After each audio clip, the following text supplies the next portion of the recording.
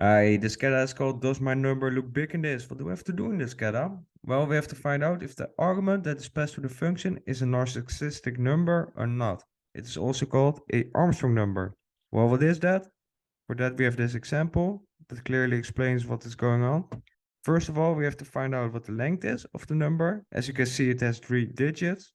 And what we basically have to do from that point is to raise every digit to the power of 3, add up the results, and yeah, basically compare it to the initial argument if it is the same. If it is the same, we are dealing with a narcissistic number. If it is not the same, like you see here, we are not dealing with a narcissistic number. Let's go. First things first, what I want to do is to convert this argument to a string type. And why? Because I want to use the length function and pass in the value that returns 3. And what do we have to do with 3? Well, we have to raise every digit to the power of 3. So this comes in handy. And I want to iterate through the argument for number in value. And you can iterate through string types, but not through integer types. So that's another advantage. So here we have 1, 5, and 3. And what we have to do is to convert it back to an integer type because we have to calculate something. We have to raise every single digit to the power of 3.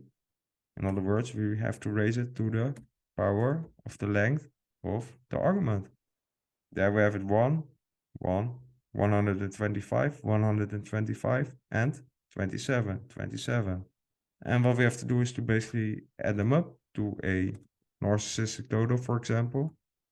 Let's start with a starting point of 0. So every iteration, we add that up, our calculation.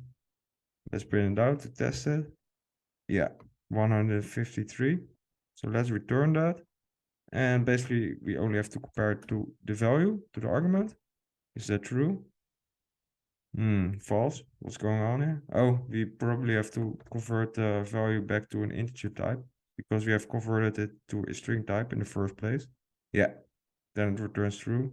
And when we have this one, 1652, that should return false. Yeah, well, let's test it out then. Attempt. And there we go. I hope this has been useful, that you learned something from it. I'll thank you for watching and hope to see you in another video. Ciao.